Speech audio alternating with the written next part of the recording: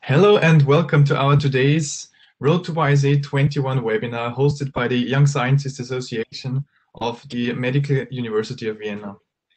If you're joining for the first time, you can still watch our previous webinars on rare diseases and on SARS coronavirus 2 vaccines on YouTube. Today, however, we dive into the field of biomedical imaging. And therefore, it's an honor and pleasure that our today's prominent speakers, Professor Jennifer Barton and Professor Wolfgang Drexler, agreed to join us. This is a live event that is recorded, and we would be very happy to bring in your personal questions at the end of the discussion after the talks. Therefore, you can either write in the activated chat function, or you can also click on the activated hand raise function so we can unmute you and talk to you. My name is Michael Winkler, and I'm very much looking forward to fascinating talks. And for that, I would like to hand over to our today's moderators, Fabian Placzek and Anja Britten.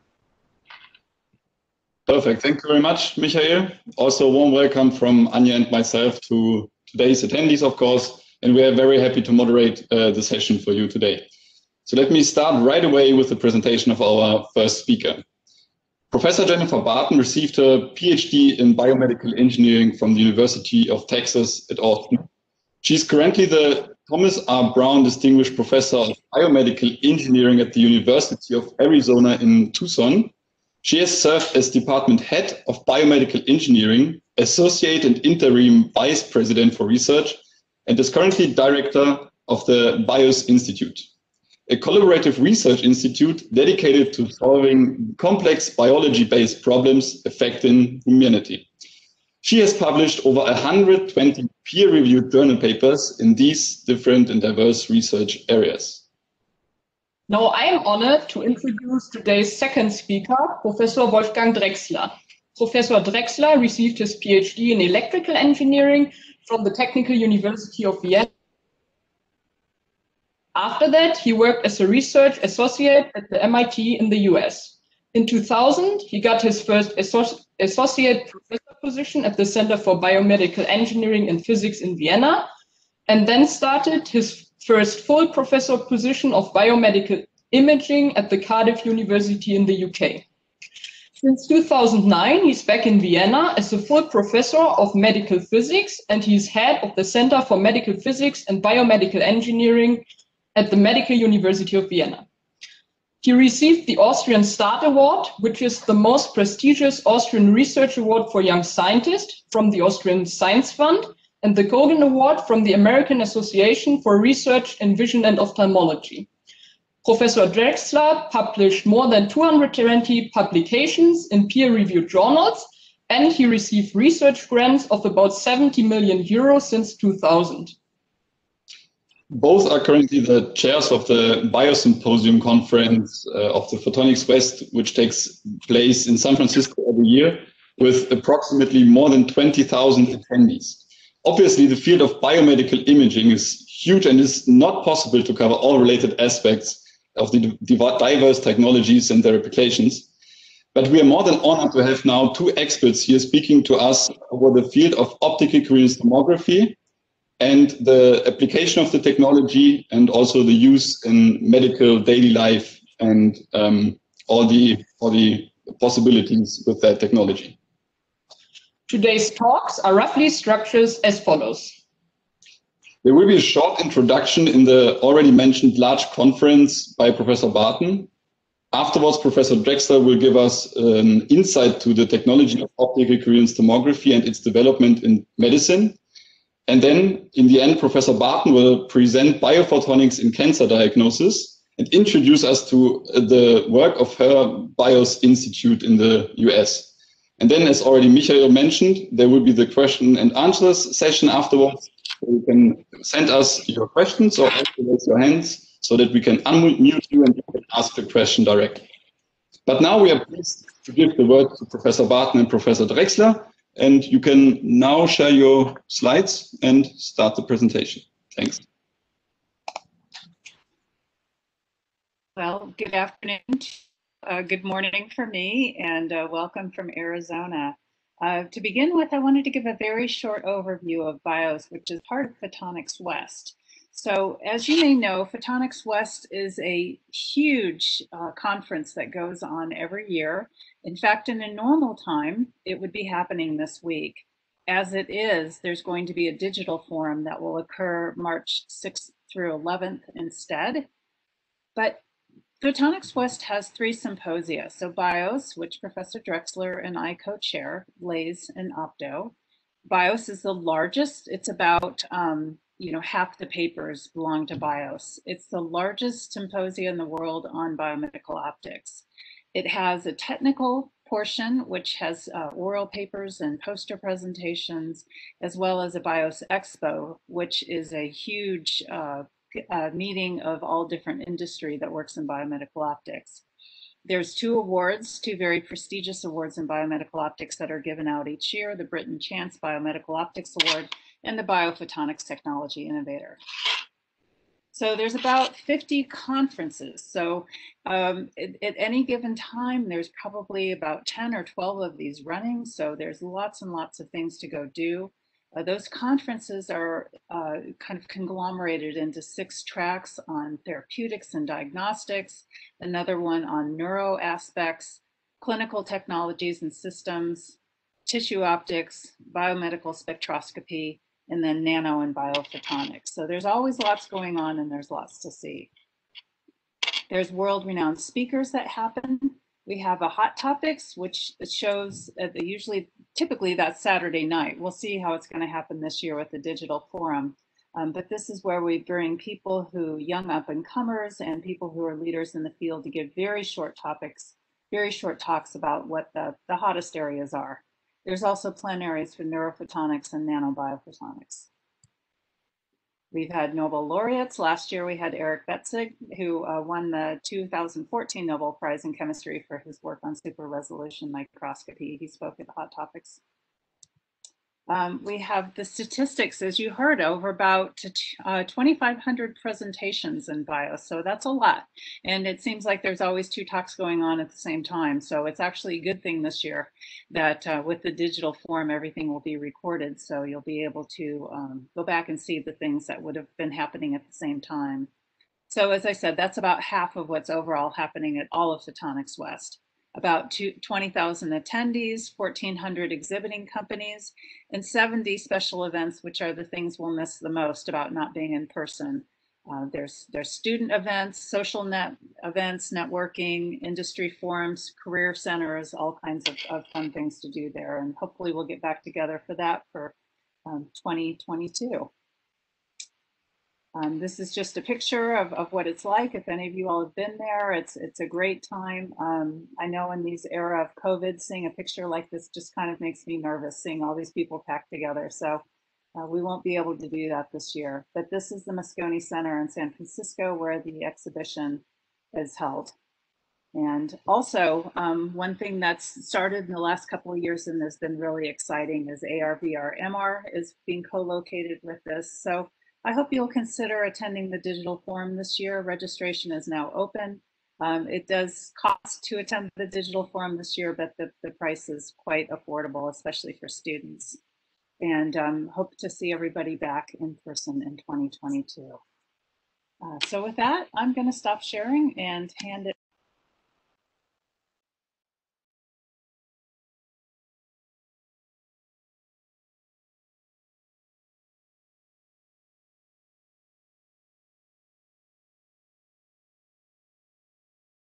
I can see my screen. I hope you can still see the right one. Good. So it's my task to talk a little bit about one of the historically most successful optical imaging techniques of the last 3 decades. And I titled this talk Seeing the Invisible.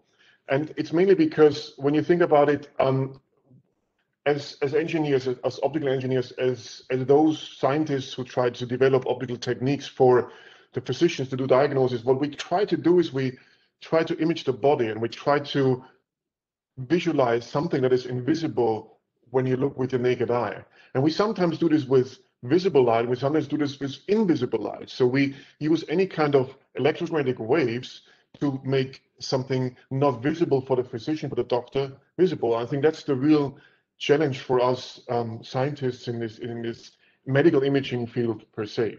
So when you Google medical imaging, this is what you find. And this is the typical medical imaging. What you have is this is X-ray, this is computed tomography, MRI, PET, all these great technologies that are also here in our General Hospital of Vienna here. But when you look at from a global market point of view, it's quite different. So when you ask people on the street, everybody knows ultrasound, everybody knows MRI, and probably CT and X-ray. But from a global market point of view, nearly 2/3 of the market is optical imaging, and a little bit more than 1/3 is radiological imaging. And just as a comparison, the mobile and home health is also very rapidly growing. So it's all these scopes that really make up the optical imaging. So it's really 450,000 physicians really primarily using optical imaging, and it's about 60,000 using primarily radiologic imaging, obviously because optical imaging is more cost effective, but it's all these scopes. It's not only the microscopes, it's the endoscopes, cystoscopes, laparoscopes. So it's a lot of optical imaging that is much more optical imaging than normally you would think of. So it's really something that is a little bit of a paradox when you Google, when you speak to people on the street. So as I said, in medical imaging per se, we use any kind of electromagnetic wave. And we can see here you see the more left you go, the more dangerous it gets. So to say, the more higher energy, the more right you go, the less dangerous it gets. And you see here the gamma waves and the X-ray, and you see also where MRI is. But you see this quite tiny area, and I guess you can see my mouse here. This is the area in this also called optical window where optical imaging is taking place. And there is this saying of personalized medicine, so that you have to personalize the diagnosis and the therapy, and you have to detect diseases very early. You have to understand the pathogenesis of diseases at a cellular level, but it's getting more and more towards molecular. And actually, optical imaging is in the window of the electromagnetic waves, where there's really the most useful area for molecular information. So this really the biggest chance you get molecular information from your tissue is really in this optical window. And it's also interesting when you compare these different methodologies like ultrasound, MRI, CT. So light imaging is really spanning, because of the microscopes, from subcellular up to organs. We're not doing full body human imaging. There is some full body preclinical animal imaging, but you can see that you span a lot of dimensions from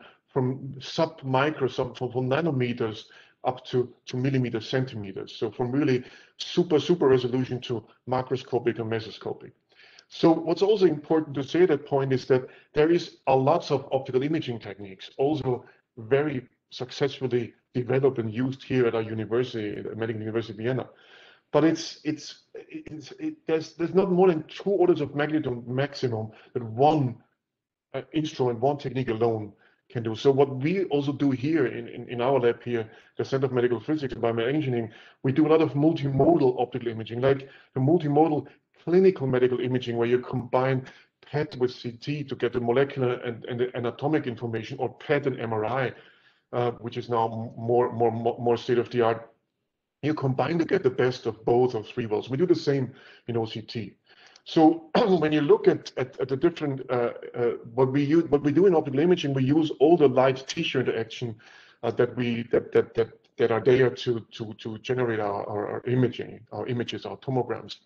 And so from a light exposure point of view, you see here when we start the longer light exposures, this is mainly used in therapies. But once you come to continuous wave exposure, and here in dashed line you see the limits that you're allowed to apply. You see that we do CW, so this continuous wave light exposure. We do pulsed in a nano or microseconds, but we also do nonlinear processes, especially in microscopy. And you see it to the right in green is the body and all the organs that have been imaged in optical, and magenta is the optical therapy. So there's a lot of optical imaging and therapy, but we will only concentrate on optical imaging here. and more specific in OCT. But to move on with this imaging, when you have a lot of different imaging techniques in the optical field, there's always some kind of a correlation between image resolution and penetration. So you see this on some typical examples. What's really interesting in medical optical imaging is that there is a kind of constant correlation between penetration resolution of about a factor of 200. And what's really interesting, what you can see here, also indicated by the different modalities, optical imaging spent 4 orders of magnitude in terms of penetration versus resolution ratio. And that's really kind of a very interesting position. This goes back to what I said before, that you can start with techniques doing subcellular visualization, and you go via any kind of organs to preclinical and full body animal model imaging. So this is really something quite interesting. So what I thought for today is that, from my point of view, there's 3 categories of optical medical imaging. So the top row, you see the standard of care. So these are well-established optical imaging techniques that most of you know. It starts with chemistry, with histopathology. So this is a special case of immunohistochemistry, which is a very novel and very successful one. And then you see all these scopes that I mentioned: laparoscope, endoscope, and especially ophthalmology, is because of the optical accessibility of the eye, is clearly very interesting for optical imaging. And then there's this clinical, and you see already in the standard of care, you see OCT. And for those who are not from ophthalmology, so here on the right side, this is a human fovea, so on the back side of the eye from the retina. So in ophthalmology, OCT, optical coherence tomography, and I'll come to it in a second, is already a standard of care. And then there's this clinical adaptation. So these are quite mature optical imaging techniques, and you see them here.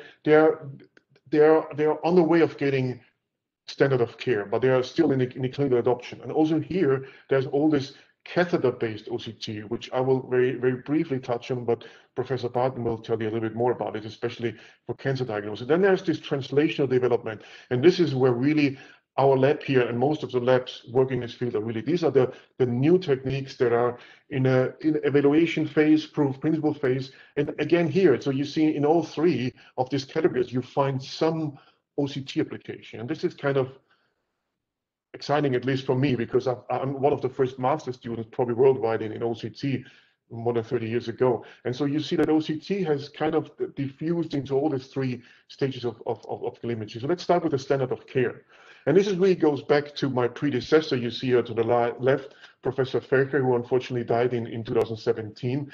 He was the European, and Professor Fujimoto here on the right was the American inventor and pioneer in the late 80s in terms of low coherence interferometry, which is a pre-stage or prerequisite of OCT. And as I said, I studied in 1990 as a master's student, and I was kind of lucky in that I started with my master's thesis in a technique that was in the last 30 years really very nicely developed.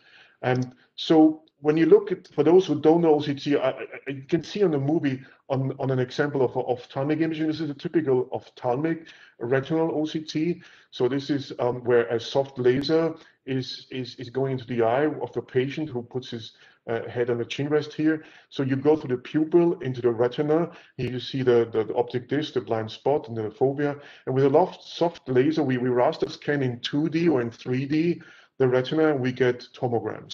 And with this 2-dimensional section, we can not only qualitatively, but also quantitatively visualize, and we can do then 3-dimensional tomographic views of the retina, of the living retina, with a very delicate micrometer resolution.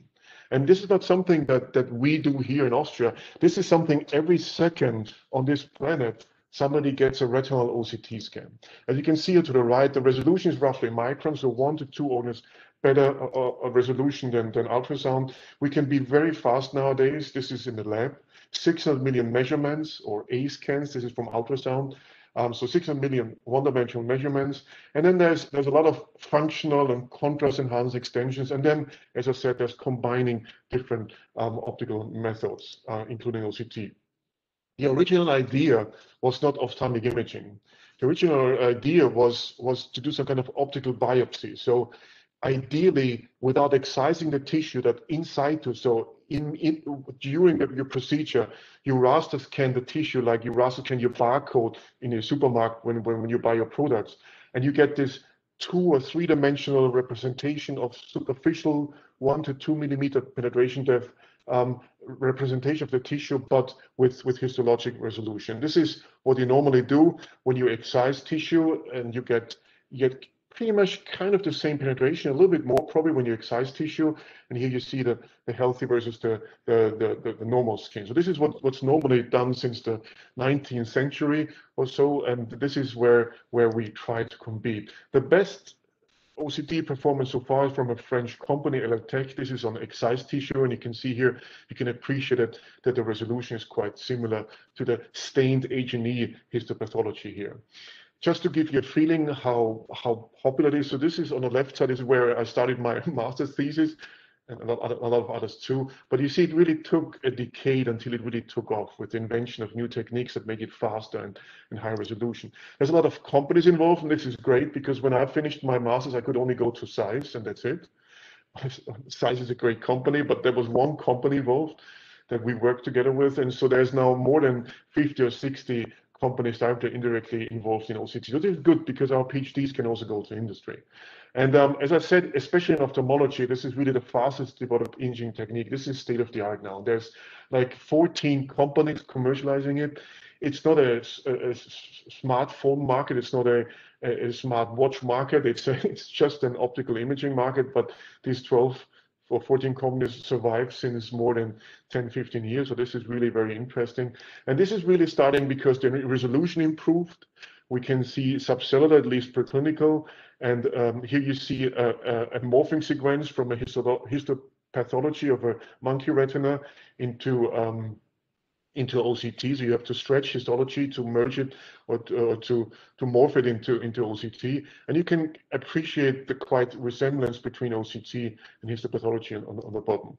And now what you really have is some kind of 3-dimensional representation of a very thin, delicate retinal organ, which is roughly 200 to 500 microns thick, consists of 12 to 13 layers. And you get some kind of analog, an optical analog to MRI and CT, but on a microscopic resolution level. You can then combine it with a technique from astronomy. You can also see cells in the retina.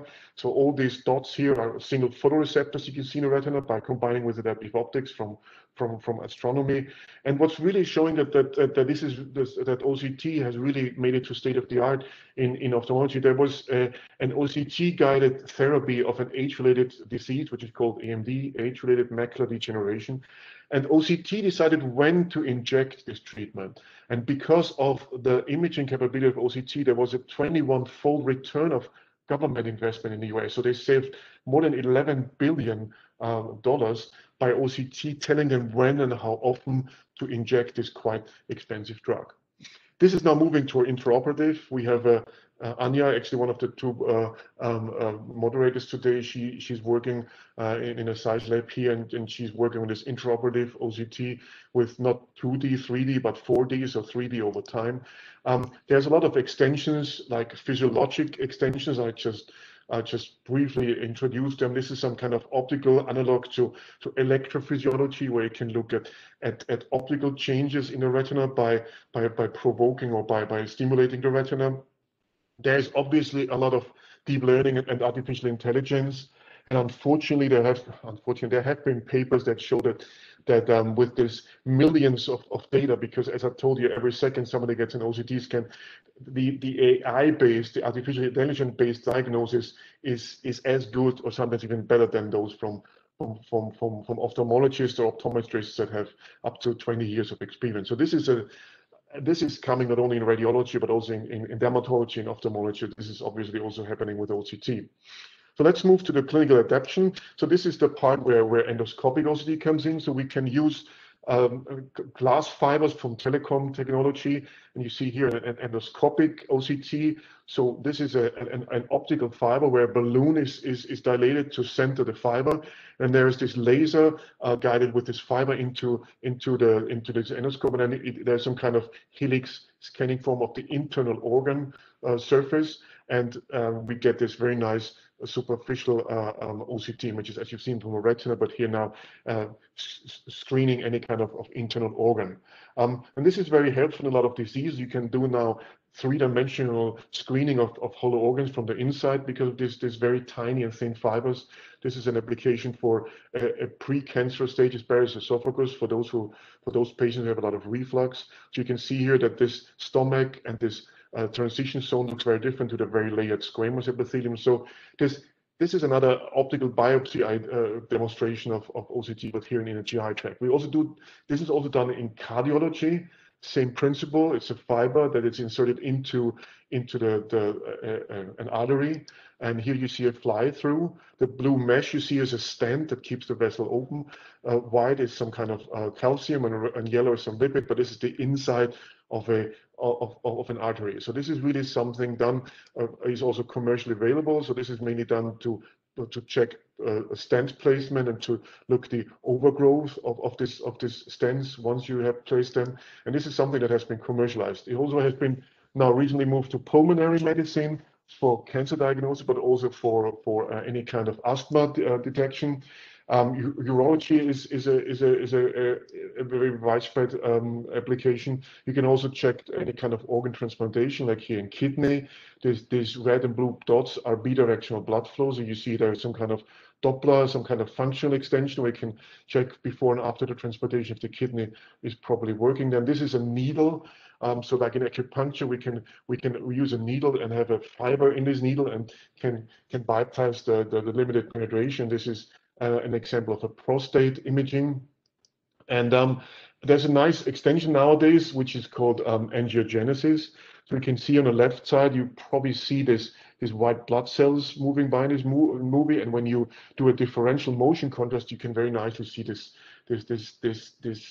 vessels. You can do the same in OCT. You see here an off-fuzz image, a two-dimensional frontal picture, so to say, from the backside of the retina, and this black area in the middle is the vessel-free zone of the fovea. This is a part of the highest visual acuity, and this is a normal label-free but motion contrasted angiogram accomplished by OCT. So there's no dye used, no contrast agent. It's just motion contrast because of the moving blood cells.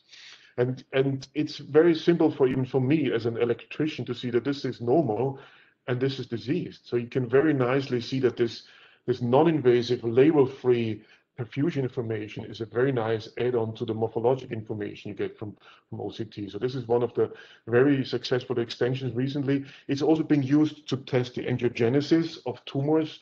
So once you see it here in the center, when you apply anti-angiogenesis drugs, you can see how the neovascularization is reduced by visualizing this tumor angiogenesis by just motion contrast without any contrast agent.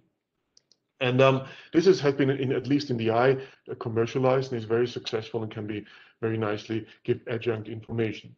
This is then also now used in wide fields. You can go large areas because OCT has recently become very, very fast, so up to several million measurements per second. There's a very nice extension. This is a kind of optical palpation. So as we know in cancer, the tumor gets stiffer, and there is some kind of functional or contrast-enhanced extension of OCT where you can do elastography. So this is the histopathology of a tumor, and you can contrast the higher stiffness very nicely out here with OCT elastography. So this is also a very nice extension. So you get morphology and you get biomechanics with OCT.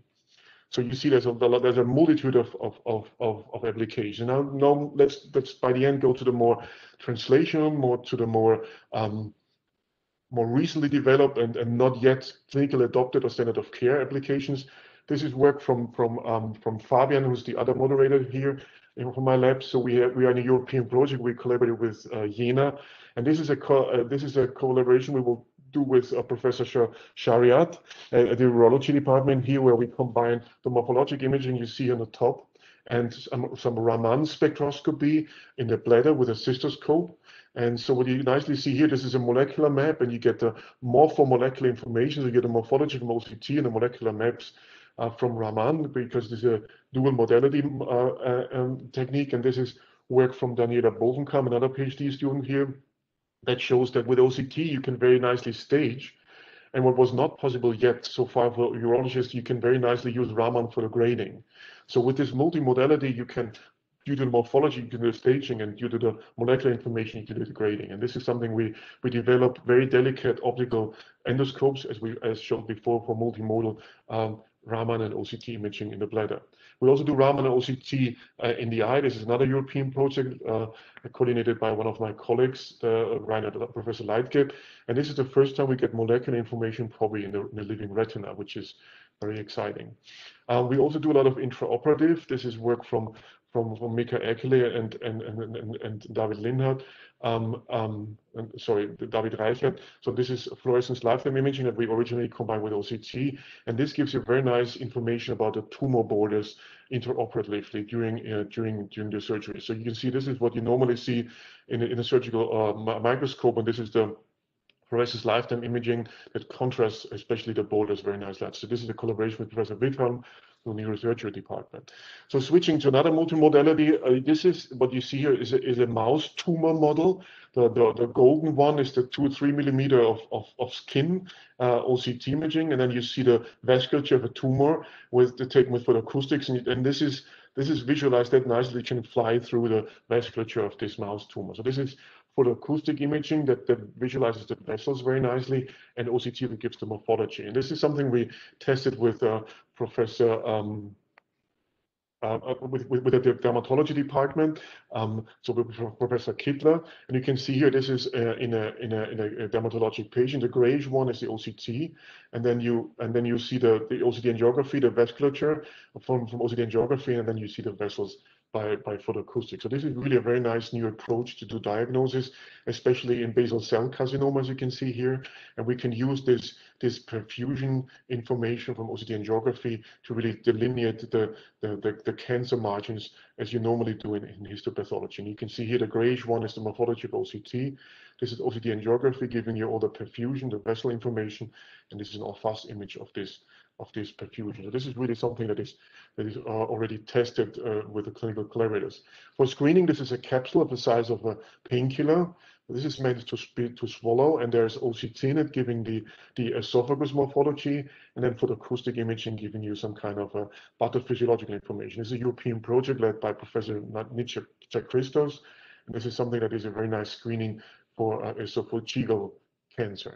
We also do a lot of preclinical with the St. Anna hospital. So we have very nice collaborators there. And this is work from Richard Heindl, from one of my postdocs. You see here in a zebrafish, this is the OCT image. This is photoacoustics. We can very nicely see the melanin and the hemoglobin, and you combine these two. You can also do oxygen saturation here. So this is really something quite nicely, not only by qualitative, but also quantitatively extracting something out of it. We also combine OCT with multiphoton in skin.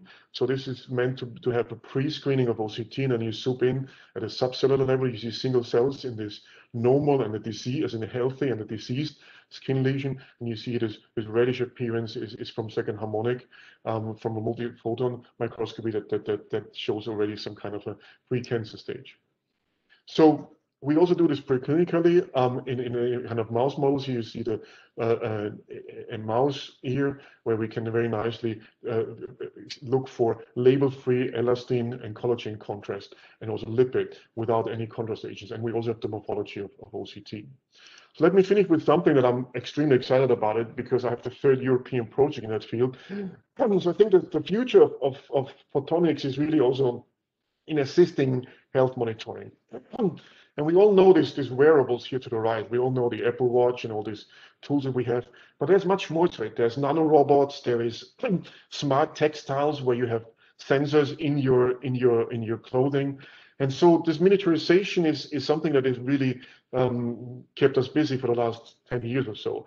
And the reason why we have these computers in our pockets is because you can miniaturize electronics. The major part of your mobile is really the battery. The electronics is miniaturized. And in the same way you can miniaturize electronics, you can also miniaturize optics. And it's miniaturized by so-called photonic integrated circuits. It's a very complicated procedure. You need special fabs. But once you figure out how to miniaturize your optical imaging technique, in our case OCT, you can have a very small version, a miniaturized version, And so instead of having a bulky machine, you can have something based on these chips, on these optical chips, which is really an analog to electronic chips. And this is kind of not only much smaller, but much more robust and much cheaper, and if you do it right, even faster than the bulky ones. So this is something that we are very interested in, and my first project was in dermatology. So you see here some kind of a base station where you have a triple modality with an iPad, so to say, and this probe here with this connection it has the smallest OCT so far. This is 1 by 19 millimeter. So this was a very small dermatologic OCT and has been commercialized by Dermalumix. So this is really something that you have a handheld OCT, which is really was our first miniaturized OCT. We then moved on to the ophthalmic field, and we had a national project from FFG, Cohesion, and then a European project that is ending this year. And you see here this small part here, and hopefully you can see my mouse, this kind of not magenta down here, but this bluish magenta here, this is the chip really. And you see the connectors are now, they're still so large that the connectors are much larger than the OCT by itself. And this is not only optics, this is optics and electronics. So we miniaturized optics and electronics and put it together. And this is really fascinating because this is work done by Elisabeth Rank. This is something where we have different parts of the OCT to start with miniaturized. And this is the detector part, the spectrometer, and this is the interferometer. So this is really very tiny miniaturized OCT portions of it. And the performance is really for the first time. And we recently, this month, got a paper, and a very nice 15 impact factor paper in LSA. And this shows that really both versions of this miniaturized OCT working on some kind of little different principle work very nicely, and they can be compared with commercial ones. So this inset is the miniaturized one on the outer side. Working a little bit better still is the commercially bulky available one. So we recently got another European project where we do what's handheld OCT, and you can see at one point we would like to miniaturize it, and you can swallow this, and it's very cheap, and it screens the internal part of at least the intestinal tract. So to finish here, I hope I gave you a crash course, and I'm aware that this was a lot for half an hour, but this whole optical imaging, and especially OCT, is really a self-accelerating cycle. And sitting in a university hospital like a general hospital is brilliant for scientists. So we are at level 4. We have an infrastructure with additive manufacturing, with mechanical workshop, electronic workshop, clean rooms. We have brilliant way to develop all these things. And then the clinicians come to us, and they have their increasing prevalence of diseases. They need something on their daily routine. And also the preclinical basic scientists come to us, and we do this technology developments. There's emerging application. We have to keep the affordability for the translation. There's this market growth, and there's more research. So this is really some kind of self-accelerating cycle, especially if you sit as an electrician like I am in the General Hospital of Vienna. So let me finish by really thanking the group who actually did most of the work of the results that I showed. For me, only a small portion was from this lab. The majority was from groups all over the world. I'm running a group together with Rainer Leitgeb. You see him here with a red shirt here in the back. And we have very talented students here, postdocs and PhDs. We at the moment have 10 to 11 European projects. We were very happy with a lot of funding. And it's a lot of fun to work with all these brilliant people that I learn on a daily basis from them. For those who are more interested, there is an interesting affordable edition of OCT, not only covering the basics, but also the medical applications and the biological applications.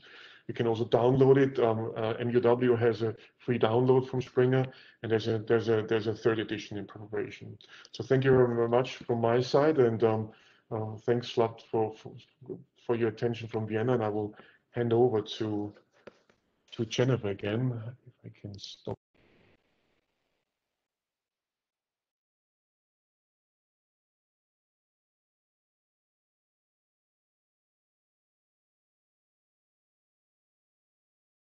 Thank you so much. That was a really fantastic, thank you. That was a really fantastic presentation. And I'm going to go now a little bit broader and a little bit more specific. So talking about optical imaging in general, but focusing on cancer. So one of the things that we need to learn to do as electricians, as Professor Drexler said, is to think about what the purpose is of our optical imaging technology. What are we trying to do? So if we're talking about cancer, we got to start with the hallmarks of cancer. What are those? Well, enabling replicative immortality really means that what we need to look at are changes in the nucleus of cells. So we're going to need to have technologies that can see down to the scale of nuclei if we want to be able to see this hallmark. Sustaining proliferative signaling means that there's going to be altered metabolism and overexpression of cell surface receptors. So we need a technology that can be able to detect something about the metabolism and also targeted contrast agents for cell surface receptors. Resisting cell death, evading growth suppressors basically means that we've got thickening of the epithelium. And so that's something that we'll need maybe mesoscopic imaging to be able to see. Inducing angiogenesis. This is a great one for optics because that means we have increased hemoglobin concentration, altered absorption, which we can detect quite easily. And then metastasis means that we're going to have layer breakdown, detachment, matrix reorganization. So these are the things we're going to be looking for if we want to be able to have a tool to detect cancer.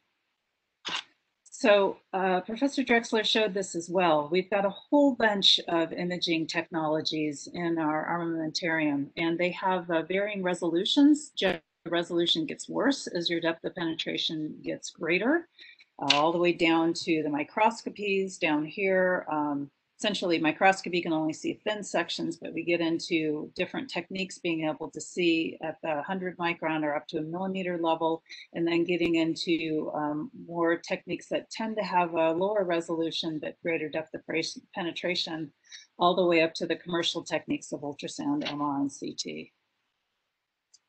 Cancer is epithelial. That means basically it starts right on the surface of the organ, the skin, the lining of ducts, the lining of the GI tract. And so really we don't actually need to see that deep as long as we can get to where we're going. So I want to go over a couple of these techniques just very briefly, and let's think about what they're good for and how we might be able to use them. So the first one being laser-induced fluorescence. The mechanism of contrast here is either endogenous or already existing fluorophores, including our amino acids, metabolic factors, structural proteins. We fluoresce. You've seen that if you've looked at yourself under a black light. Or we can put in endogenous fluorophores. And hemoglobin absorption also changes the signal. So we can indirectly detect absorption. We can do different things. Here, this is a injection of a standard contrast agent that's showing a lymph node that's lighting up. Here is just looking at existing fluorescence of the tongue. And you can see a squamous cell cancer actually on the tongue because it's darker than the rest of the tongue. There's ways that we can look at the spectroscopic signal as well, not just the image, but looking at the intensity that comes back as a function of wavelength that will differ between normal and cancer. And really one of the brilliant things about laser-induced fluorescence is that it's simple. In fact, my favorite fluorescence system is nothing but a flashlight and a pair of goggles. Right, where this is a blue light that you can shine on tissue, you put the goggles on, it blocks out the blue light, but you lets the rest of the fluorescence through, and you use your eye and your brain, which is one of the greatest sensors ever built. We move on to something a little more complicated. We have multiphoton microscopy, and here the mechanism of contrast is either fluorescent molecules or harmonic generating molecules or interfaces. You need to use a femtosecond laser, a very short pulse laser, and you need to squeeze the light in both space and time. And so that leads to fluences so high that 2 or 3 photons interact nearly simultaneously. And here you can get really brilliant, beautiful images down to the cellular level. This is a fallopian tube and an ovary. You can see the lacy structure here is caused by mainly the collagen, organized collagen. The red is mostly cellular autofluorescence. You can see that a little bit more here where all these black dots are the cell nuclei. So this is good if we need to get down to that very fine resolution level. And the nice thing about multiphoton microscopy is that you can actually see quite deep for such a high resolution technique. This is 2 photon, and here we're actually looking at 2 and 3 photon, where we can see, now we can start seeing the red blood cells and fat that shows up quite nicely in the 3-photon signal. It's expensive. So the light source itself is expensive. The rest of the technique actually isn't particularly expensive. And in vivo applications are just developing. There's a couple commercial devices, but not many. Optical coherence tomography was already covered really brilliantly, so don't need to go much into that. But the mechanism of contrast here is generally tissue scatterers. We can get 3-dimensional volumes of tissue and slice them in different ways and look at them.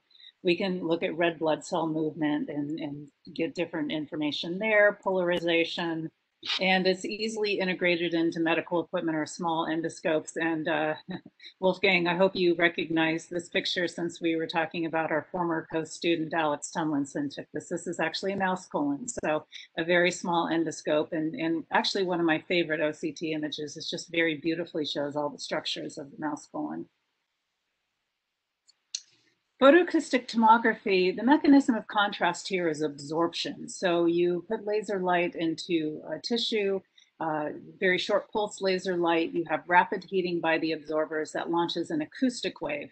And then you perform a reconstruction of that acoustic wave that propagates back to the surface of the tissue. So the brilliant thing about photoacoustic tomography is that you can image deep. You can image as deep as your laser light will penetrate, because the ultrasound waves have no problem coming back. It is a reconstructive technique, so that makes it a little more complicated. But you can get, just amazing pictures of rather deep vasculature all the way into a hand or into a breast or a brain, and all the way entirely through a mouse. But you're somewhat limited to, in contrast to an absorber. So in this case, it's mostly hemoglobin. You can also put in nanoparticles or other things that absorb melanin, in the case of the melanoma that's shown in the top right. It is expensive. The laser is expensive. The sensors are expensive. This is a commercial vivo system that's used mostly for small animal imaging. It's bulky. It's got a ways to go before I think it's going to be widely adopted. It's certainly something that we could make less expensive. And finally, diffuse optical tomography is really quite fundamentally different than the rest. The mechanism of contrast here is endogenous, scatterers, absorbers, and fluorophores, or you can also use exogenously applied fluorophores or scatterers. It relies on probabilistic reconstruction of diffuse light. So we're not trying to get back the direct ballistic light that just has a single scattering event, comes back, and we get these beautiful high resolution images. This is looking at light that's just diffusely propagating through tissue, and we probabilistic recover it. And I love the blobby images that you get out of it. But where diffuse optical tomography really shines is the fact that you can image deep. In this case, we're showing something that's several centimeters. It can go all the way again through a neonatal brain or through the human breast, and it can give functional information. Those blobby images look a little better if you project them, say, on a brain and get some kind of very cool looking images here, a functional activation of the brain. But basically, it's not a high resolution technique. It's more of an information providing technique. The systems are complex, and I love this because I think this person's trying to look like they're cool, but honestly, really, who wants to have this on their head? The systems are incredibly complex, and not just in the hardware, but also in the software and the control electronics. So they have a ways to go in that respect. So those are our tools. And now we've got to think about how are we going to use these tools? And there's a whole bunch of different things. We talk about cancer cures. Well, what does that mean? We want to use imaging to help us cure cancer. There's all different ways you can apply that, and the part of the way that you're using them determines what is actually useful. There's a whole variety of optical techniques, as I've described, and there's many, many things. I'm just going to give a couple of examples here. But let's start from the beginning. Let's say we want to do screening. Screening is a process of looking for disease really in the general population. So if you're going to screen 300 million people in the United States and 7 billion around the world, you've got to come up with something that needs to be expensive, and it needs to be minimal. It needs to be inexpensive, and it needs to be minimally invasive.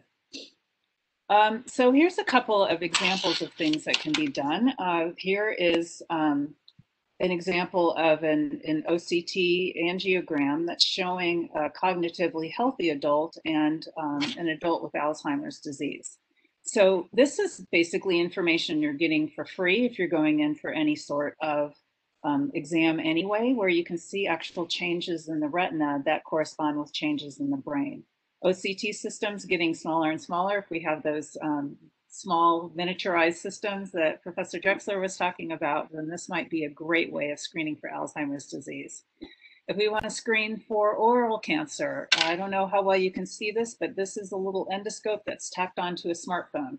And so it's just a way of looking at autofluorescence, no probes done, just put something in the mouth, take a look around, snap a couple of pictures. These can be sent on the web if they need to go to a higher level place to be graded, but you can have artificial intelligence systems that can do this screening very, very easily. So we don't necessarily need to find the location or the type of disease. This is not a diagnostic. This is just identifying that there is disease, and a positive finding would lead to further testing. So they also need to be highly specific, because you don't want to have a whole lot of false positives here and send a whole lot of people on to more testing. So that's an example of screening. If you have a population that is already at increased risk or has suspicion for something being wrong, maybe we're more interested in detection. And in this case, we can be more costly and more invasive because we already have probable cause. We think that there's something wrong with the patient. And in this case, we want to identify exactly where the disease is and maybe get some clues about it, but we're not necessarily diagnosing exactly what it is. So here's an example that's popped up right now of the lung. This is just autofluorescence. The green, the top is white light. The greenish is autofluorescence. You can see areas where the autofluorescence is decreased, and that's indicating that there is disease there. A positive finding here will lead to intervention, which may be a biopsy or maybe going directly to therapy. So you really need a balance of sensitivity and specificity. You don't want to miss things, so you want to have high sensitivity. You don't want to have a lot of false positives, so you need good specificity. We saw already an example of the OCT that goes into the stomach and images the bottom part of the esophagus. Here's an example of something that could look quite normal on a white light, but if you look at the OCT image unwrapped here, you can see areas of high-grade dysplasia, which is very dangerous. And so in this case, you've actually detected a disease that you wouldn't have under a normal examination. Here's another example of a basal cell carcinoma. These things are notorious. Basal cells are notorious for spreading underneath the skin and spreading widely. So it's important to be able to detect them even if you don't see much just looking at the surface. Diagnosis. This is determining the nature of a known abnormality. There's something wrong. The gold standard is biopsy with histology, and it is really challenging to compete with that. In this case, I'm showing here just a very simple technique where a picture is taken with a smartphone of something abnormal on the skin. There's an AI that goes through and comes up with possibly, it's possibly this is the answer. So that's very cheap and it's very convenient. This optical biopsy, which can be done with any optical technique, is competitive when the biopsy is not recommended. For instance, if this is some delicate structure you'd rather not biopsy, or when it can be less expensive. Another example here of doing diagnosis is in this case where we are looking at a breast tumor, and under ultrasound, which is kind of the standard of care, there's this unknown lesion here. But by actually doing, looking at this with OCT angiography, we can see some information that indicates that this is actually a high-grade dysplasia because of the types of vasculature that's associated with it. All right, if we know there's something wrong and we want to then go on to intervention, one of the other ways that we can use photonics is with image-guided surgery. So this is real-time localization of disease. The imaging is used to guide a decision about surgical resection or about some sort of intervention being done. It must be very sensitive to not miss disease, and of course you want to be reasonably specific so you're not telling the surgeon to cut things that aren't necessary. One of the most brilliant examples of this came out a few years ago, where this is metastatic ovarian cancer in the cavity. And if you look at just the white light image, all you see is a bunch of pink. It's very hard to tell. This ovarian cancer has spread to all these little tumor nests everywhere. Extremely difficult, but the patient progression-free survival is incredibly dependent on how good a job the surgeon does at getting rid of the tumor. If you just put in a targeted contrast agent and look at the fluorescence, the tumor lights up beautifully in green. It makes it very easy to resect. Here's another example where OCT is used in an intravascular catheter to do a plaque resection. So this is an Avenger device where there's actually a blade that goes in the peripheral arteries and it cuts out plaque. Incorporating an OCT system in there allows you to see the areas here that should be cut. Here's another example looking at breast cancer resection margins where we're looking to see, before we sew the patient back up, did we actually get the entire tumor out? This is a case of a good margin. There's no tumor here at the margin, all just normal adipose tissue is seen. And finally, therapy monitoring. So we want to assess the efficacy of a treatment protocol. So we really want information. Don't necessarily need high resolution imaging. We want to know, is the treatment working? Should we continue or should we not? We want a system that has high sensitivity to changes. And if you're going to have a system that's highly sensitive to changes, you need a system that's repeatable.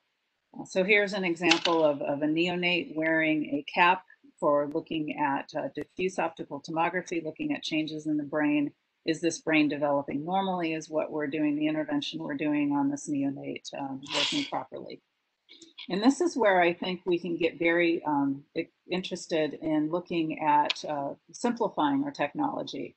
So whereas even this technology for this poor neonate who's wearing a cap with all these cords coming out, really, if all we need is information, do we even need something that complicated? This is a little handheld diffuse optical tomography and spectroscopy scanner that was developed by Bruce Tromberg.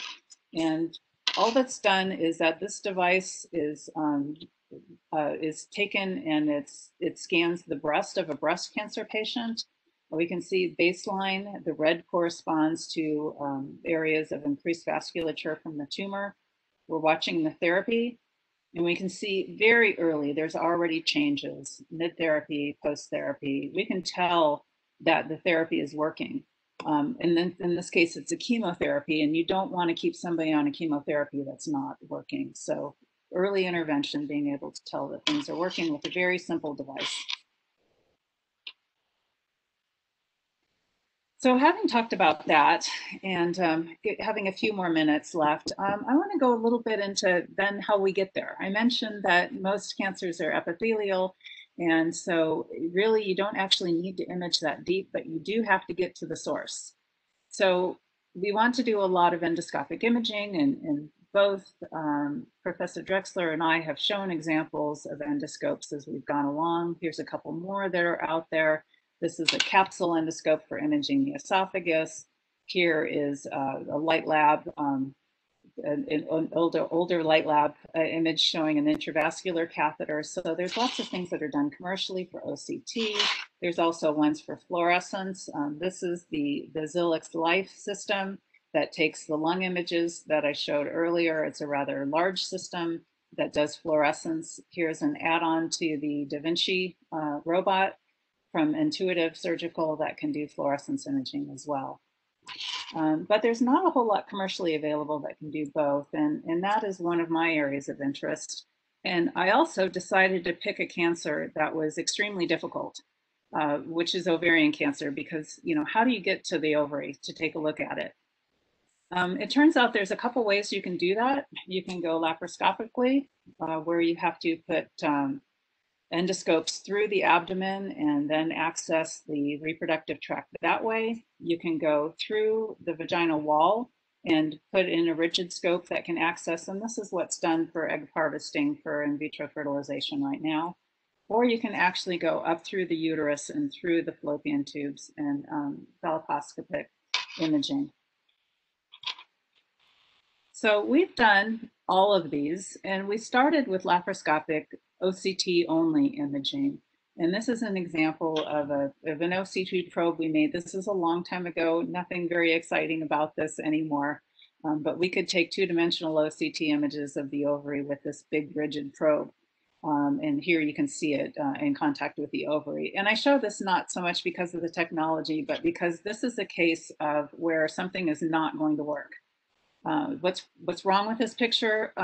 What's wrong with this picture is that we've got an operating room here with a patient under general anesthesia with all these devices stuck in her belly and a very expensive surgeon operating them. So if we want to take OCT images of the ovary, this is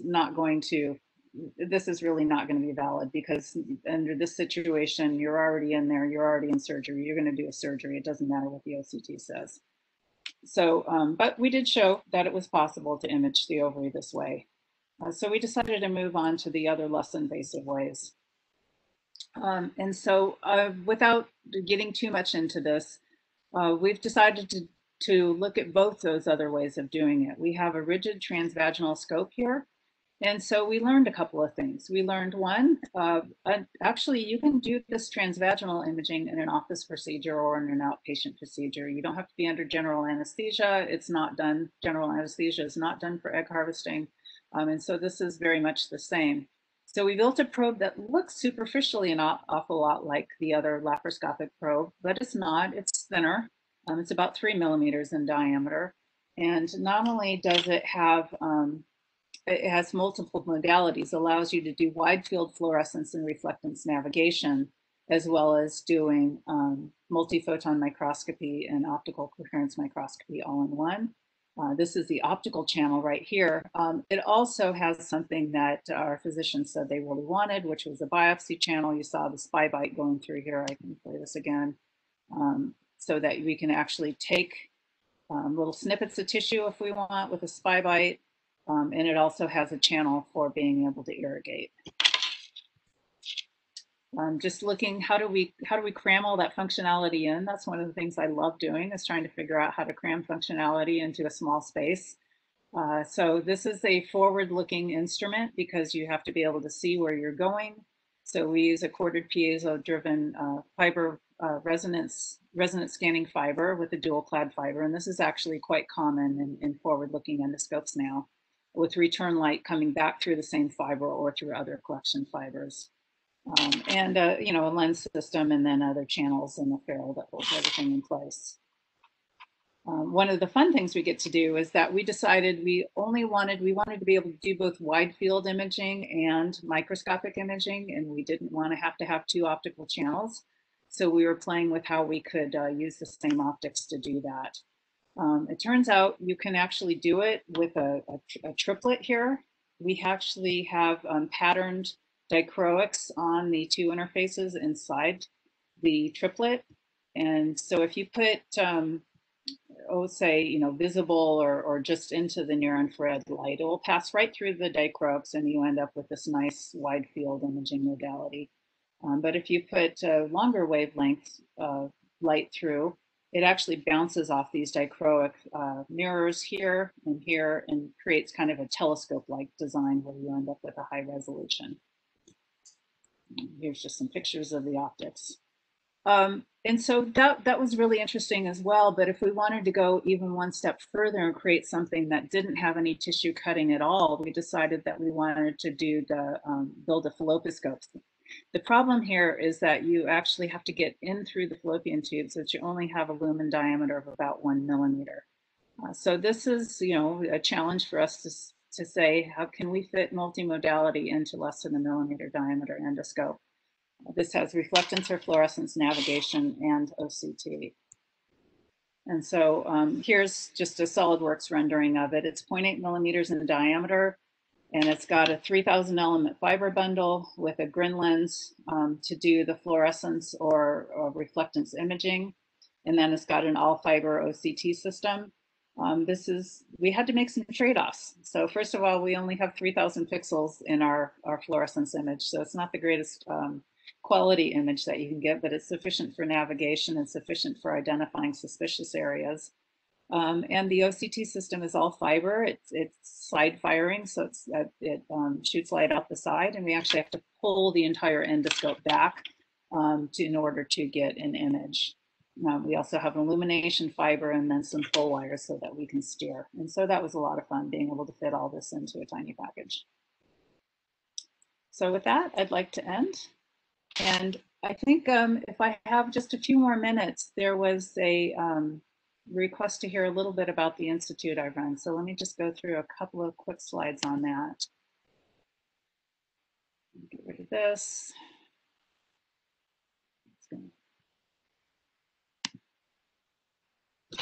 So really briefly, one of the things that I think both Professor Drexler and I benefit from is the environment that we're in, and being able to be, either in a medical center or, and in my case, we have an institute that's the Bio5 Institute that's located right at the interface between the health sciences and main campuses of the University of Arizona.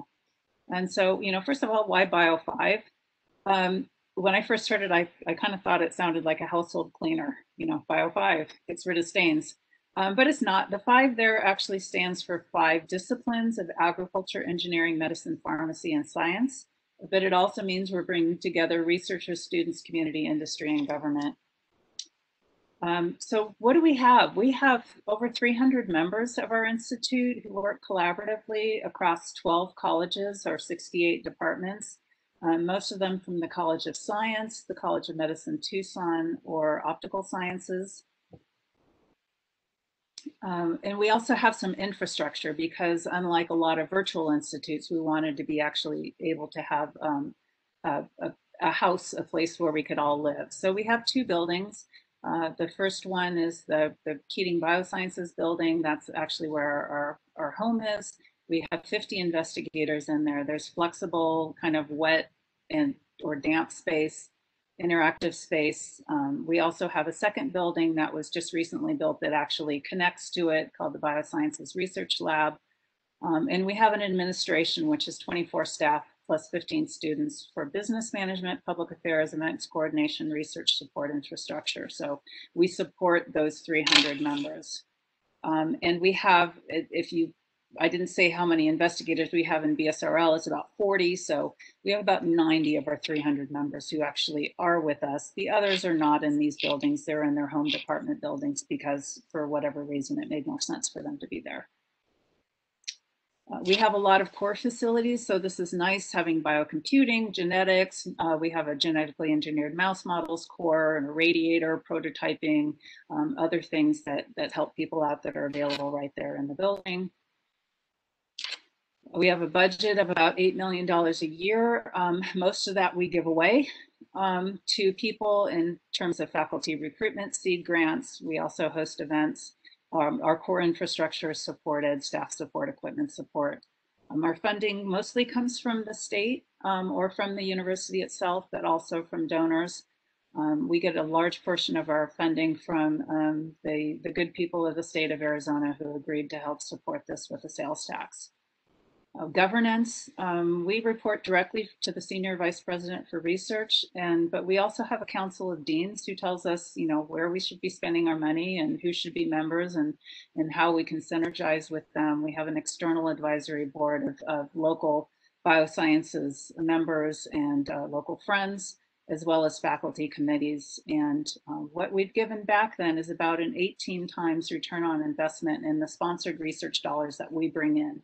For the seed grants and the people we help support, we bring back, $18 for every $1 we spend. We also have reasonable technology transfer metrics. I'd really like to see these go up quite a bit, but last year we had 67 disclosures, 13 patents, and 3 startups. We did rapid response COVID-19 seed grants, and I only show this in order to show the kinds of people we bring together. So for instance, we had people from College of Medicine, Public Health and Pharmacy, which might be normal, but we bring engineers and physicians together. We bring immunobiologists together, we bring social scientists together with people from medicine and engineering as well. We engage a lot of students, including a flagship program we have is a high school program for 50 high school students from across Arizona who come in. But we have about 1,000 other students that we help support. And we engage with the community. In a normal year, we'd have about one tour or event a week. We also host the largest STEM event in Arizona, which is a big thing called Science City, which is a lot of fun. So I am finished. I am going to stop sharing, and I think we would love to hear your questions now. So hopefully you can hear us, I guess so, right? So thank you, Professor Barton. Thank you, Professor Drexler, for super nice and overarching and really visual presentations with all the different images and the possibilities we can achieve with biomedical imaging and all the different contrast possibilities for detecting very different diseases, and also the devices that are necessary to bring those technologies actually to the patient. And then finally, in the end, of course, hopefully help those people in the hospitals or in the outpatient department. I would like to once more stress the possibility for the audience to write down the questions in the chat, or also raise your hand to get unmuted and ask your question directly. I guess we have already some questions, so I guess Anja is going to start. Yeah, let me start with the first question. The question is related to the Photonics West, and it is, aren't smaller conferences much more personal? What is the chance for a young researcher going to such a big conference? So maybe just Jennifer could start, ladies first. Yeah, I understand. Photonics West can be rather overwhelming. It's huge. One of the things they do well, though, is creating sub-communities inside of the Photonics West. So there's the 50 conferences just within BIOS, and in any given room, there may be anywhere from a handful to a few dozen people. So I think it's really important for people who go as trainees to seek out those smaller venues, to seek out the student events, seek out the networking events, the career events, and opportunities to talk with people one-on-one. I also love to go and take my own students and personally go around and introduce them to people that we want them to meet and encourage them to set up one-on-ones. So I think that's a way that you can get a little bit more cozy in a very large conference. Mm-hmm. Cool. Yeah. Professor Drexler, do you have also? Yeah, I agree with what Jennifer said. I think what's also important is that you have to be aware that everybody out of the community is normally going there. So as Jennifer said, you can network, you can meet people there. And what's very important, there's a huge exhibition there. So this is a gigantic exhibition of numerous companies and hundreds of companies. And I think it's also important to not only listen to the scientific talks, meet the colleagues in person, but also if you need specific equipment, really everything you need is really there. This is also very important, in addition to a lot of teaching, a lot of very high level keynote talks. So I think, yes, in going through the question is absolutely right. Normally the hundreds of people conferences are more personal and you can interact more, but you meet everybody there and you don't miss anyone that you want to speak to. And plus the companies that are there, it's a very interesting mixture. Plus San Francisco is cool. Yes, you're right with that one. Yeah. Actually, there's another question which goes out to Jennifer. So, do you think that OCT or other imaging techniques will merge with some kind of nanorobots for cancer diagnosis in the future? Do you know of any groups that are working on that, like fusion of nanorobots and the optical biopsy that you introduced? Well, I think Professor Drexler will have to make his OCT systems much smaller and put them on nanorobots. I do think that eventually OCT has quite the potential to be very, very small and very, very cheap. It's a lot of engineering that needs to go into it, but there's no fundamental reason it can't be. And maybe you can talk a little bit more about where he sees the future of that being. But I can imagine it being implantable. I can imagine it also, you can use light energy from OCT or other modalities to influence nanorobots, to switch them on and switch them off. So I'll leave it at that. Wolfgang, maybe you could follow up. Yeah, I don't know many from nanorobots, but actually definitely with Da Vinci robots and normally robotic surgery, this is something that is coming up now, especially in ophthalmology, and Anya knows that. So I think there's a lot of OCT guided robotic surgery coming now. It is amazing when you see the comparison of a very well-trained, experienced, not too old surgeon holding a scalpel and then a robot doing this. So I think this is coming. This is more and more coming, like OCT guided. Nanorobots, this is still a little bit of a challenge, as you said. If they're not light activatable, then it's mainly just for monitoring what they do. But I think for intraoperative robotic surgery, yes, there's probably, this is a more reasonable step, I would say, in the near future. Okay, thank you. We have another question for you, Wolfgang. What is the advantage of integrating OCT into wearable electronics? So first of all, we're not planning to integrate OCT in a wearable electronics. What I showed is miniaturizing OCT to a handheld size that you can from a low cost point of view, and also you can enter a market where people cannot afford the $100K instruments. So really the developing world where you have battery driven handheld OCT, where you can do at least ophthalmic OCT. I mean, one of the biggest reasons for people getting blind is cataract or river blindness. So things that we even in the West world don't know. And it's sometimes very easy to detect if you would have very simple methods. So coming back to the question, I mean, I don't see OCT in a wearable device because don't forget we need to scan. It's like when you go to the supermarket and raster scan your barcode. You can make the OCT core, the core engine small, but you then, depending on the application, you still have to have some kind of probe, some kind of optical way to deliver the thing to your organ. So a wearable OCT, I don't see yet useful. A handheld OCT for specific application like oral cancer, skin, eye, this is something I can envision. But a wearable OCT, not yet. More like for elderly people at home, they have some kind of binoculars that they put on, and then the eye is scanned, and then via the cloud there is some kind of diagnosis, and then the doctor is informed that there is something wrong. I can see this more as wearable for the elderly as the home care. So that the patients don't come to the office to the doctor, but it's the other way around, that they do the test at home with very simple means. This is wearable more for my sense. That sounds great, like obvious super futuristic how OCT could be implemented in our homes, right?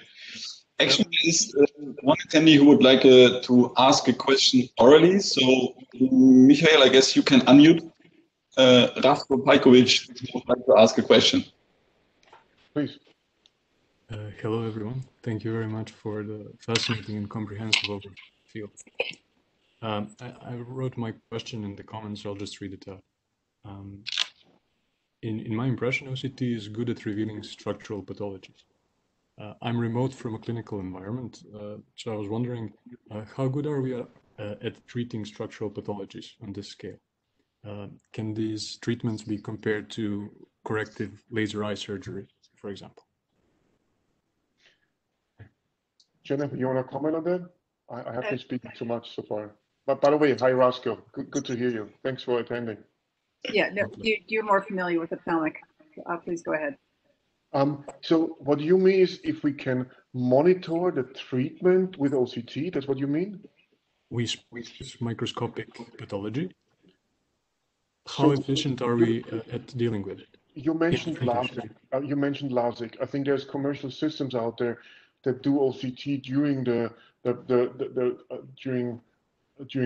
therapy. So LASIK is where you resurface the cornea, And there are commercial systems that use OCT to have an online guiding therapy of reshaping the cornea. So in terms of ophthalmic procedures, this is refractive surgery in ophthalmology, they're kind of doing this already. Other structural pathologies on OCT scale, when you talk about OCT guided therapy, that's something that is also more and more coming up, but this is now where probably Jennifer can jump in. This is probably more in, they try to ablate, RF ablate in arteries, and do this kind of PS OCT monitor. Is that what you mean? I did read the question, but treating structural pathologies on OCT scale didn't make too much sense to me, sorry. I'm wondering if we spot something wrong in retina, is it as trivial, let's say, to treat? Oh, we diagnose much more diseases. We diagnose a lot of diseases where there is not yet an immediate cure. That's what you mean, yes. Understood.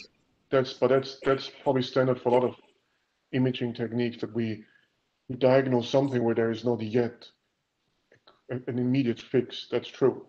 For example, take glaucoma in the eye. We can detect a very thin layer, the nerve fiber layer, and before the visual field detects it, we can see the thickening. And there is not yet any cure in glaucoma in the retina. There is drops that lower the IOP, there is surgery, but there's nothing in the retina. There was pure degeneration where the nerve cells are regenerating again. So there's a lot of diseases we can diagnose, but we can also learn how the pathogenesis works and then develop the therapies with it. That's what I would say. Understood. Thank you. Cool. Thank you, Roscoe, for asking the question. So we received one question, which is maybe interesting for all students online. So OCT was developed 30 years ago. The medical impact was obviously drastic in the field of ophthalmology. It was a game changer. How do you see the next steps of the technology? And in particular, why should a young scientist decide to go into the direction of OCT development? Ladies first, Jennifer. Yeah, that's I'm more than happy to answer that, but I think you should first. Yeah. So first of all, there is still lots of technological development still occurring in OCT. Things like miniaturization, things like alternative mechanisms of contrast, making Doppler contrast, polarization contrast actually practical. And then there's a lot of hard work that needs to be done in order to move OCT into the clinic in areas, I mean, still in ophthalmology, but in other areas. One of the challenges we have in OCT detection of cancer is how do you prove that you've actually improved patients' lives? And so that means that we can't just work on our own. It can't just be physicists and electrical engineers working in our own lab. We need to start collaborating with people on a larger scale. And that's not just physicians, it's lots and lots of physicians, but beyond them, it's with the people at the regulatory agencies, the people who will understand what will be acceptable, the patient advocates, people that traditionally in engineering we don't interact with quite as much. And it's really critical that we get together and find those areas where we can truly make a difference with this. So I think in terms of usually moving OCT into where it can be practical and useful in clinical situations, and also frankly for bench science, is really quite still young in a field that's really exciting to work in for people who like to do interdisciplinary type work. Yeah, if I may add something from it, I would like to answer the question from the backside. This is a great time to do optical science. Optical image science, this is, and I tell you why, there's great lasers that have been developed in the last decades. Everything gets smaller, more compact, better performing. You can mix so much technologies from other techniques, from like AO, from astronomy, fiber technology, this microstructured fiber that generates supercontinuum sources. There is very sensitive detectors, miniaturized detectors, very, very powerful. So this pieces of a puzzle that I always talk about, the OCT, these different pieces, they improve over time. If 30 years ago we had PCs that, or data precision cards would never ever accomplish what Anya is doing at the moment. So all these different emerging technologies, you can put them together and the pieces of the puzzle improve. and the overall picture gets better and better. And so, yes, ophthalmology has been established, but you can turn it around. It took us 20 years for an optical accessible organ that had no competitor. Ultrasound had no transfer resolution and 2 orders of magnitude worse actual resolution. And it took us 20 years to get it to a standard. So when you look at all this endoscopy work and all this early cancer diagnosis and histopathology is taking the same depth as OCT or other optical imaging technique, there's so much translational and basic science and preclinical science to do. And don't forget this non-destructive testing of any kind of we got Swarovski testing their crystals, we got wooden stuff, and then Boeing came to us to test their material. There's so much non-destructive testing up to arts, up to corals. There's so much you can do. If you are interested in optical imaging, that's the best time to do it. So don't think this is all done. It's just begun. That's how I see it. Yeah, if I can add, this is actually another good reason to go attend Photonics West and go to the exhibition. Right? Because we love to sit around in my lab and think of crazy ideas, and we won't ever knock them down. If something's, we can't do it today, I'll say, okay, we're going to put this on the list and we're going to see what comes out next year. Who has the smaller detectors? Who has the more sensitive? Who has the better mechanics? And I bet you this crazy idea will be possible in a couple of years because the technology is evolving so fast. But we need to be the ones who go around, find that, and figure out how to put it together and make new instruments that improve lives. And that's a good point that you bring this up, because there's this big exhibition I was talking about before, but there's all these laser guides stuff. But there's also a biomedical exhibition. And 15, 20 years ago, it was a small room with 5 to 10 companies. Now it fills a large hall. So this has really rapidly developed. So, and this is something that I mentioned in this one slide. So when I did my master's, there was one company I could go to. So it's good for students that they also can not only do their own spin-offs, but also go to companies that have directly, indirectly to do with optical imaging. So it's really an interesting time, and it's affordable. So in times like these, where it's not so easy to buy a 7 Tesla machine or a full body PET machine, optical imaging is affordable, and this is something that's also nice. So it will always be there, I think. That sounds super like a good horizon for the whole field, right? For the optical coherence tomography field and its application and the various possibilities. And don't forget the artificial intelligence. This is something, the whole software computing guys, big data guys, they will all help in optical imaging to do proper diagnosis, to denoise, to segment. This is also, this whole computer science community will feed into optical imaging. This is a very big, important recent development. Absolutely.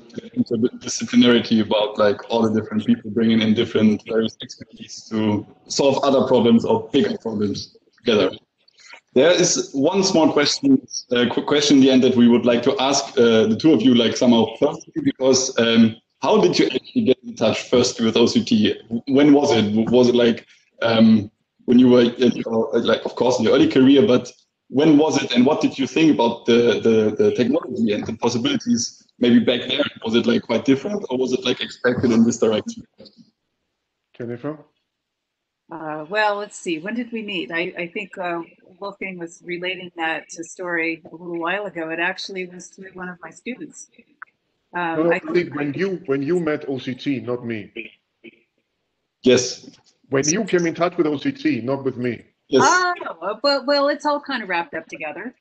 Okay. That's right. That's right. So I started working in OCT because I originally started off with laser tissue interaction and laser treatment of stains, which is a skin blood vessel disorder. And we were looking at ways that we didn't understand why some patients would respond very well and others wouldn't to the treatment. And we figured it had something to do with the depth and the size of the blood vessels. So we needed a way of mapping that. And there was this new thing called OCT happening. And so we thought about using OCT to image the skin and to map the blood vessels of the skin, and then put a patient's own vascular structure into a computational model that would pop out. Your laser should be this many milliseconds long, and this power and this wavelength. And so we didn't quite get there during the time of my dissertation, but it moved into looking at skin cancer and then other types of cancer. Yeah, in my case, it was very different. In January 1990, I gave a seminar talk at a medical university about laser welding in cardiology. And the guy who ran the seminar was Professor Fercher, my predecessor. And I gave this talk because back then it was, instead of suturing two vessels, they were welded. And I was fascinated coming from these big lasers where we did machine welding. So I was really fascinated by that. And after the seminar, he approached me and said, we have this national grant, we need a master's student. And it's about this low coherence interferometry that measures intraocular distances. And I came from the therapy side and said, oh, that's boring. That's just low coherence interferometry. But I was very, very interested. I always wanted to study medicine. And for me, it was a good combination for engineering and medicine via this optical imaging. And so I was the first master's student. I was pretty much alone in the lab with Christoph Hitzenberger and other electronic guys, Harald Sattmann. And during my master's thesis, I set up the first pre-version of OCT in a hospital. And I was so happy seeing that people could be helped. And there was this old lady that I said, please look at the fixation light. And she said, there's no fixation light. I said, look at this red fixation light. And she said, I only see a white star. And I realized she has cataract and she has no sense of color. And she saw this star. It was Christmas back then anyway, so December. And she was so glad that I measured her and that probably afterwards she probably sees better. I was so fascinated by this technique that I thought, if I can develop something that helps at least one guy not to getting blind. It sounds very mundane, I know, but this was really my motivation, and OCT then took off. And as I said before, the first talks I gave, they were devastating. They told me, what do you guys do? There's ultrasound, nobody needs OCT. So the first 1 or 2 or 3 talks that I gave were really demotivating because people in the 90s didn't believe in OCT. So it was only then 10 years later that it really took off. But I consider myself as lucky to just stumble as a master's student into a technique that really is fascinating and interesting, and it's much more successful as they told me in '91. So that's for sure. That's a super good final statement, I guess. I figured out that it's possible with like biomedical imaging to actually help patients and see that they are glad and that they get help, and maybe get some diseases earlier detected than possible with other technologies. Just to give you an example, when I was at MIT, we did this high-resolution OCT, and this is done by a very complicated titanium sapphire laser that produces femtosecond pulses. So this is a very complicated technology, a very complicated setup. And I worked with 2 German postdocs, and they produced the shortest pulses, 5.4 femtoseconds back then, and they published it. But when I used their laser to significantly improve retinal OCT, and I got then a very nice paper out of it, they were much more proud of their laser improving retinal imaging than their 5.4 femtoseconds, because everybody asked, what do you do with their 5.4 femtoseconds? But they did see with their broad spectrum, they could improve OCT. So they were much more proud on the application of the laser than the short pulses. And this gives you also a very good example of this translational aspect that I think is extremely rewarding for a scientist. You sit in your lab and you think everything is great what you do, but nobody's interested. So if clinicians come and say, wow, that's helpful, that's very rewarding. I think so. Yeah, that's a super good statement. I guess we're actually having our webinar now full with our 90 minutes. And we from the YSA absolutely are greatly thankful for the 2 of you attending here this webinar series and giving us the super nice insight on all the various biomedical optical imaging technologies, and especially optical coherence tomography and its successful story in the ophthalmology, and also all the various different fields now with the devices, which were also mentioned by Jennifer, of course, different endoscopes, and bringing those technologies also into the patient to diagnose diseases within the organs. So really, we are super thankful for the excellent talks and the vivid discussion and all your statements you gave now afterwards. And we are also very happy if you like to join us again. So this goes out to all the attendees, of course, which are still here and followed the whole discussion and got all the questions and answers we enabled here. And that's from the YSA, which we are representing here. And if you want to become a member of the YSA, then we are planning to host actually a YSA online get-together. So we can meet together and just like talk about, obviously it's needed to be online due to certain the circumstances we have at the moment, unfortunately, and this will be beginning of March. Yeah, you can also stay up to date with us by visiting our social media accounts, Facebook, Instagram, and LinkedIn. And with that, again, thank you. Thank you for the nice presentation, Professor Barton and Professor Drexler. Have a nice evening. Goodbye, and see you soon. Thanks for having us. Thanks for having us. Thank you. So much. Appreciate it very much. Thank you. Goodbye.